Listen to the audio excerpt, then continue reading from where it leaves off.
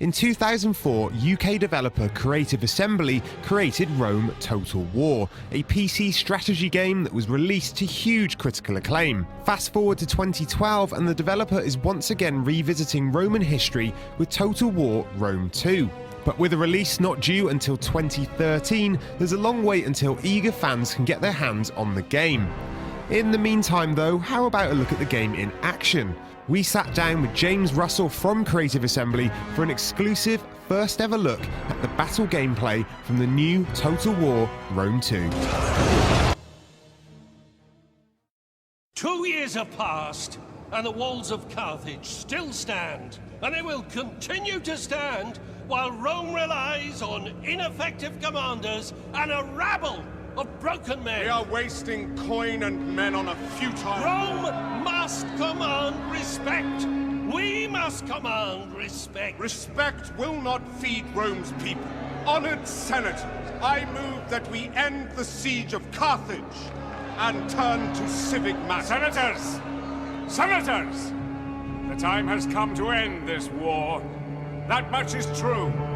But end it with blood and fury and glory for Rome. What we're showing here is part of the siege of Carthage in 146 BC. The city had been under siege for several years, and we're going to see old Scipio's grandson, the young consul Scipio Aemilianus, command the final assault on Carthage.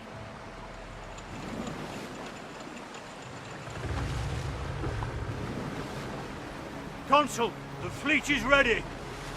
Burn the city, Tiberius. No prisoners, no mercy. Kill them all! Yes, Consul. Forward! You know, we've got Scipio here commanding the Roman fleet approaching the beach. So you can see there the huge scale of the fleet, and the fact that we've got multiple ships per unit, which really adds to the sense of scale. And here's the Roman fleet approaching the beach. So this really showcases a new battle type, which is a combined battle. So you've got naval forces and land forces in the same battlefield. But not only that, you see the men on the ship disembark to fight on land. And so here they're approaching the beach, and they're going to disembark to join the siege. And the combined battles really add a load of gameplay in terms of, you know, cat and mouse around the coast and the defense of the beach versus the defense of the city. And we're really experimenting with different ways to make that gameplay work really, really well. So here you see the guys disembarking onto the beach. This is, you know, what we're trying to achieve here is get a real sense of almost the Saving Private Ryan of the ancient world. So we really want to get the camera down and get that sense of that darker vision of war, where you really make this human scale of battle come alive, and it's part of that darker vision of war, a more gritty, realistic feel to the way the battles work.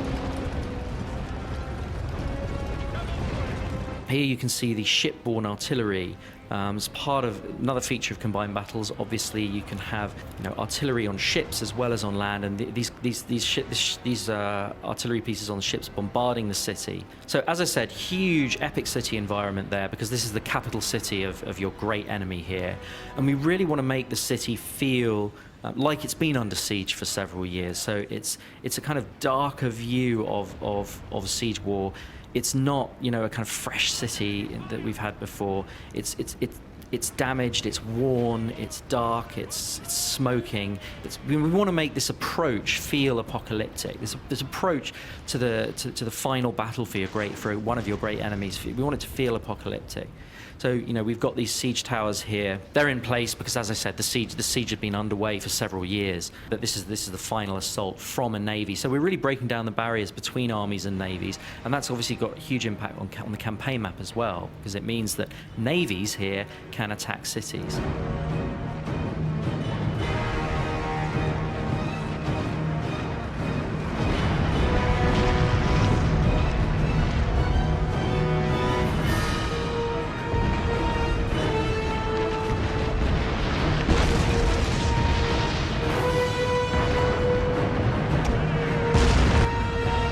This is the tactical view, the tactical overview. It really helps the player orient themselves in these larger city environments. We don't want the player to be controlling the game from this perspective. It's really an orientation tool. We want the player to be able to understand what kinds of because there are very specific relationships in terms of, one particular unit might be strong against another unit, but not against the third type of unit. We want the player to understand what's going on the battlefield. We want the player, particularly in terms of the spatial awareness. We want the player to be able to understand what's going on and see threats and where they're coming from, but absolutely not to control the battle from that perspective. So this is an example of our unit camera, and we're really experimenting with ways to get the player down into the action. Prepare for battle, men. Remember, we fight for Rome! Attack! Destroy them! Rome! Glory to But it's Rome! part of humanizing the combat and really bringing out the idea that these thousands and thousands of men, each one is an individual fighting his guts out. And so we've got things like facial animations, emotional interactions between men that really helps bring out that sense of warfare at the human scale as well as the ground scale. This huge city obviously has multiple capture points. That's something we haven't had before. Where previously you'd have a core battle for a central plaza, but Carthage here has several different capture points, and that means that the gameplay is completely different inside the city. You've got a much better sort of sense of cat and mouse because you've got a reason to have multiple breaches so that you can capture different points. The defender isn't just incentivized after a breach is made to pull back into the plaza and you get this kind of mosh pit. No, instead we've got real cat and mouse gameplay. You've got to defend multiple points. The attacker can do lots of different things. They can concentrate on one point or move to another when they sense weakness. Here you see the Roman fleet coming into the Carthaginian harbour. Again, the whole combined battles adds to that richness certainly in terms of a coastal city.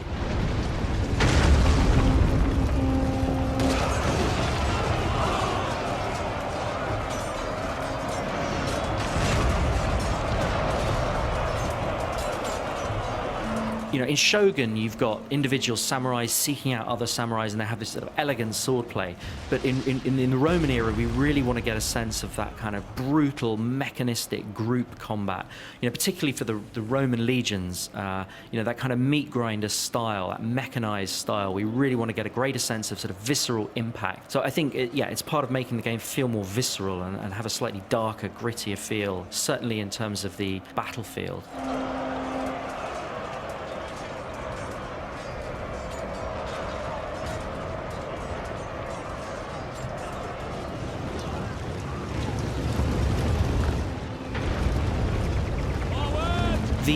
The Total War engine, over the years we've learned so much about how to get really optimize the performance in terms of being able to deal with thousands and thousands of men on screen at once, and the fact that when you zoom in you get a huge amount of detail.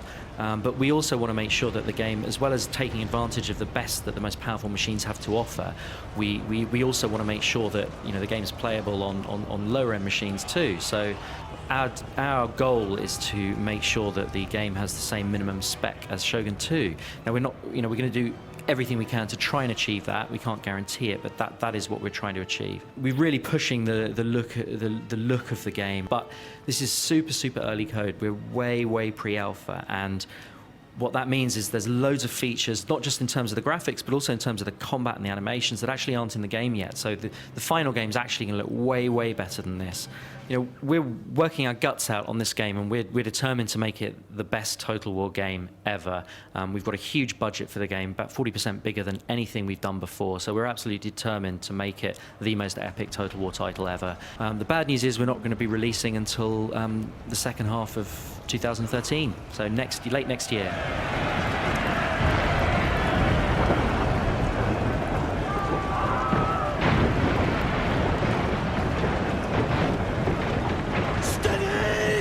Steady!